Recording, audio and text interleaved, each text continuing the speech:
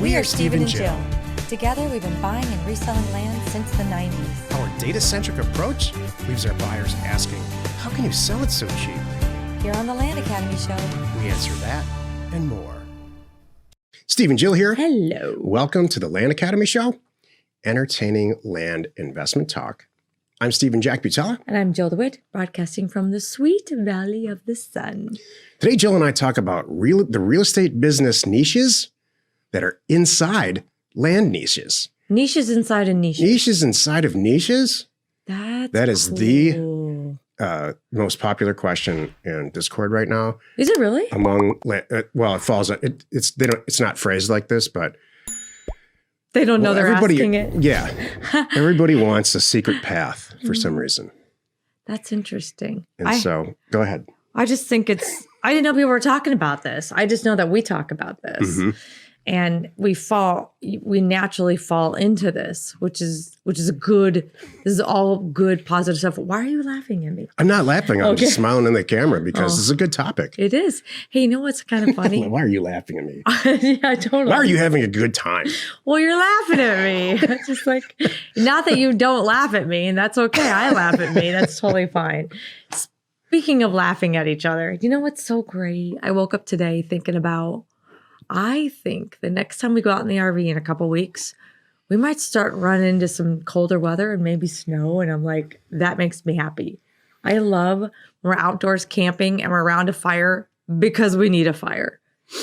I love that too. And Jill's referring to cold weather in California where she's from. Yeah, like so 60. I'm from Michigan, and being out in an RV in snow that's a sleepless night for me.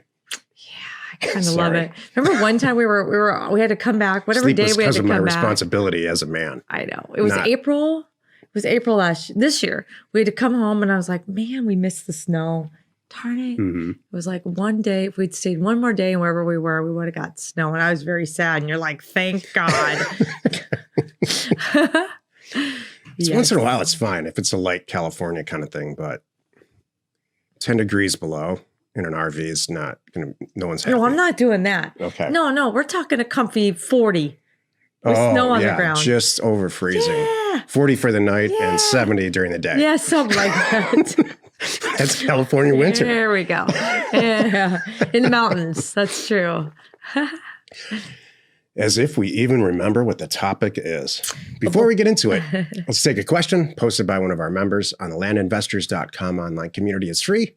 And don't forget to subscribe on the Land Academy YouTube channel and comment on the shows you like. Jen wrote, this is good. Have any of you ever been asked to sign a termination of restrictions for an area you own land in? Evidently, this is for a city subdivision. It's not an HOA or POA that had restrictions put in place about 50 years ago to prevent new construction.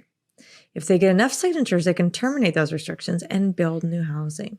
I don't see a downside since it's to help with growth, but maybe there's something I'm missing. I don't see a downside either, as long as you read the fine print. And Jen's been with us for a while, and she's very active in Discord, and thank you for that. Mm-hmm. And this is a great question, and it only helps everybody. So thank you for the question. What she's referring to is deed restrictions. And so believe it or not, I can buy a piece of property, and I can, in the deed, put a deed restriction in it that says something like this. Let's say I'm a weirdo and I say, no one was ever going to build on this property because I believe that there's a spotted owl here.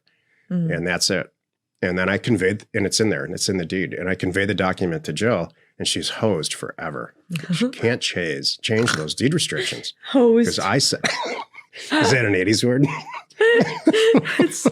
That's a Canadian word. Is it? Yeah. That's the only time I've ever heard that. Like Bob and Doug McKenzie or something. We're all serious here, talking about deed restrictions and real estate and making money. And just reverts to fourth grade when I get serious, especially in front of the camera. I do.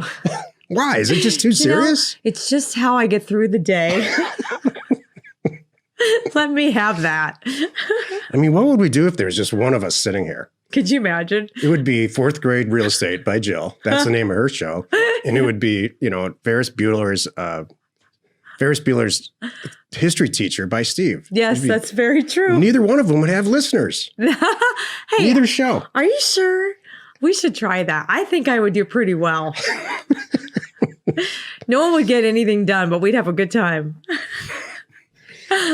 If you inherit a property or if you buy property, this is one of the reasons that in that long chain of title of all these deeds that pass through owners after owner after owner over long periods of time, you're supposed to copy and paste the actual description so that you know that deed restriction's in there. But people don't do that. So it's the title company or the title plant's job to smoke these things out and say, which I think they are here. She's been asked to sign a termination of restrictions. So I don't know if that was during the deal or if it was something afterward. But look, I'll make it fourth grade Jill. Can we just answer the question? Deed restrictions are bad. Yeah. They restrict use. We're all about use here in the land business. We're constantly on the Thursday call looking at people's deals and saying, what can you do with it? Can you use it with its intended use? It's zoned for residential. The size seems okay. The setbacks are okay. The grade's okay. And the access looks great. If in fact you can actually use it to build a house on it, this is a great deal. So it comes down to use. And deed restrictions mess with use like nothing else. Would I sign something if I read the fine print that said, let's remove these deed restrictions, which, by the way, I didn't know was possible? I don't know. Yes. I'm going to look into this. I'd say yes. I Googled this whole thing and it's like, no, there's nothing out there. There must be a judge and stuff involved with this. Like, all right, if you really want to do this, everybody's got to be on the same page. My understanding, and please don't take this as fact. My understanding is when a property has a deed restriction on it, it's over. And this is not meant to scare you at all. Don't add anything to your due diligence list that you don't add anything. And Maybe don't be something's freaked out. changing though. Hope so. I like to think this is changing. This is good. Like, yeah, that guy was crazy back in 1810. Now we should do this. Really quickly, I'll give you a great example in Scottsdale of a deed restriction. Somebody loved trains and they bought a 40-acre property. It's tied to that comic strip, The Family Circus. That guy who started that and wrote it his entire career, lived in Scottsdale. And they put together a 40-acre property and maybe some of the best real estate that you possibly could have in Old Town Scottsdale. And it's still a train park. And there's amazing development all around it. And it's got a deed restriction. And I don't see that changing ever. No. Isn't the Ritz, it's the Ritz-Carlton that's going across the street. Right across the street. 5-star resort. And they're going to hear, woo, $14 billion. with a little kid train thing going around with us riding it. And it still costs $1 to ride the train. It's cool. And all of our kids grew up doing it. Oh, yeah. And we, 1 million ice cream cones, I bet we've had there. Yeah. So it's hard to Picnics complain in the park. When the deed restriction benefits everybody. Yeah. But it just as easily could have been, no one is ever going to build anything. It's a park. Mm-hmm. Or worse, it's a field. Here's my deed restriction. I hate development. This will never be developed. Do you know what I was thinking of a deed restriction that would kind of be cool, and I can see this, like buying the lot next door or buying the lot in front of you or behind you, whatever it is, so it doesn't block your own view. That's not nuts. I don't know.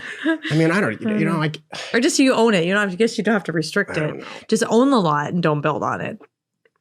I'm going to get a lot of emails for saying this. I'm very pro-development.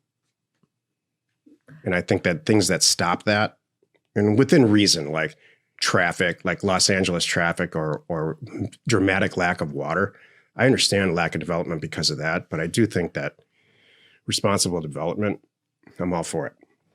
Thank you. Well, Jill came off her fourth grade thing. Today's topic, real estate. The real estate business is niches inside of land niches. Niches inside of niches. Mm-hmm. This is the meat of the show. So yeah, I had to because I had to keep the show moving along. In my head, I'm like, don't make any more comments about it because it'll open up a whole nother can. When you are in the real estate business as an investor, or let's just say in the real estate business to make money, you have so many choices. You can become a real estate agent. God help you, but you could become a real estate agent. And sometimes people do that just to realize that, I don't want to be a real estate agent. I'd rather be I'm representing this guy who was buying an office industrial complex. I'd rather be that guy. Mm-hmm. And in fact, that's my story. Mm-hmm. I started out as a commercial real estate broker. and very quickly learned that I don't want to represent people. I want to be the guy being represented. And so that's one way into the business. Another way is buying a 40-acre property for $4,000 and selling it for 12, and then doing that over and over and over again in some rural area in the country. So that's a niche, the land niche, the real estate agent niche. Well, we're all in the land business here, going on 7 years, I guess, with Land Academy. Mm-hmm. And everybody's asking what the inside track is now in the land niche. So it's a niche inside a niche. Yep. I love it. So, well, land is already a niche. That's one of the things I thought was so funny when we were talking about this topic. People used to think like, oh, wait a minute. What do you know, you're land people? Wow. What a niche. Yeah, we are land people. But then when you really think about it, you can have niches inside of niches. Like, and I was thinking there's two ways that I look at this. One is, and it's all good, by the way. This is why I want to talk about this. The more you specialize in something and get to know something and become a pro at it, the easier it's going to be for you. And I some of these niches too, I see people doing, there's not a lot of competition because no one can A, figure it out, or B, wants to figure it out. That's land. So that too, that's land. So you could look at it like there's property niches, like zoning or use or, size or even an area.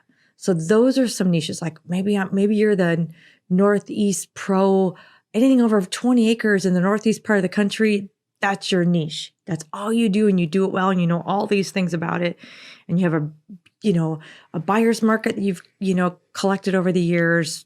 That's a great niche. The other way to get into this is you could be like have a seller niche or a buyer niche. Like with the seller niche, I think of maybe you're dealing with sellers that nobody else wants to deal with. Everybody wants a seller that's happily paying their taxes. Everything's current. Everybody's alive. Everybody's well. Mm-hmm. That's the thing I want, especially when you're new. I want you to start with that. Don't go crazy here. I want all those easy things while you figure this out, and then you can start, backing into it and making changes. But maybe become that probate niche. Maybe become the guy that undoes, interesting, dream it up, fill in the blank. I have a list of niches when you're ready. I'm ready. He's like sitting on his hand. No, I'm going to make it. No, I'm not just going to make it easier. Okay, good. You can specialize in dead ownership. Mm-hmm. There's a lot of lawyers do that.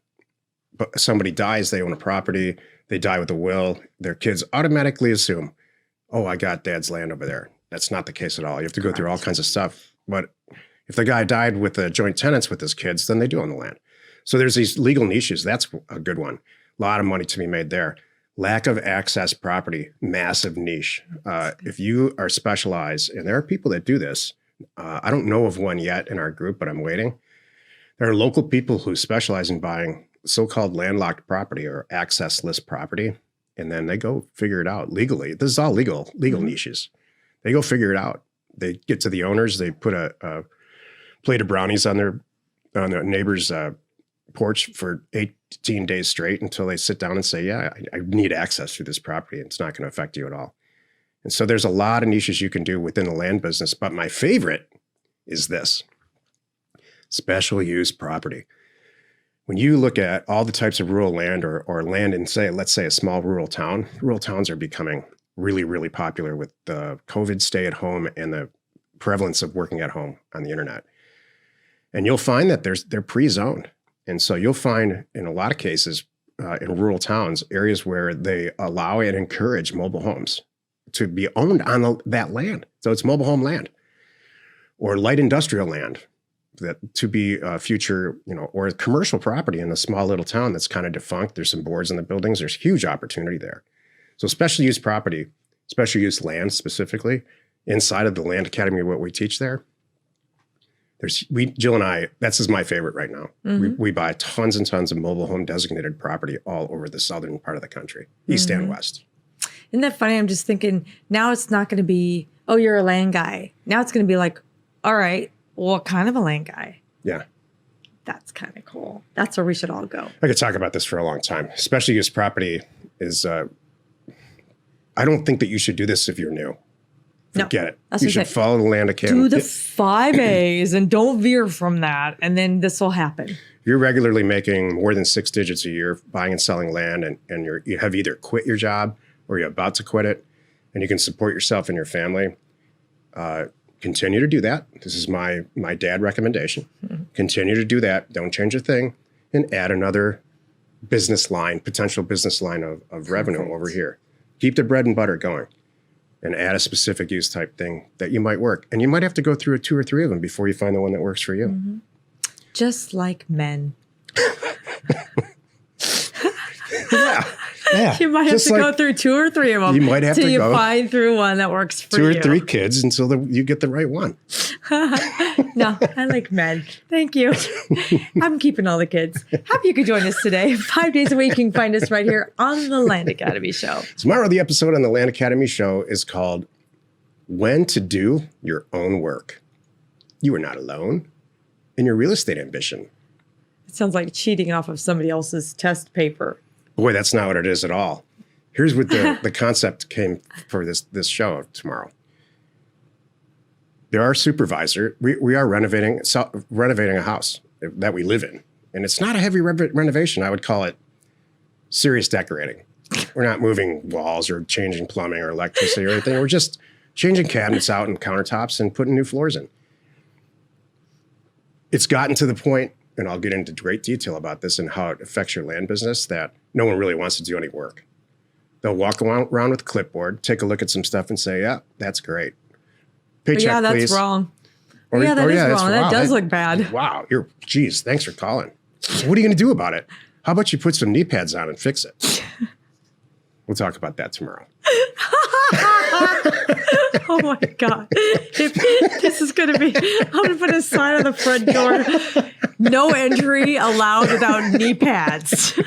And some kind of tool. Look, I'll talk about it tomorrow. But you better enter with a paintbrush or a tool and knee pads, or you're not getting in this house. Check your clipboard at the door. I'm guilty of this. Yeah. All right. There's times where I'm like, funny. I say, I'm not doing that, even though I eventually end up doing it. Yeah. And by the way, would you like to park closer, or should I bring the valet out and I'll park your car for you? No, man. I know. It's the world we live in now. It is. It's weird. It's like, anyway. If you need access to any sort of ownership or property details, including owner phone numbers and FEMA flood map overlays, please check out parcelfact.com or neighborscoop.com. Created by investors, that's us, for investors like you.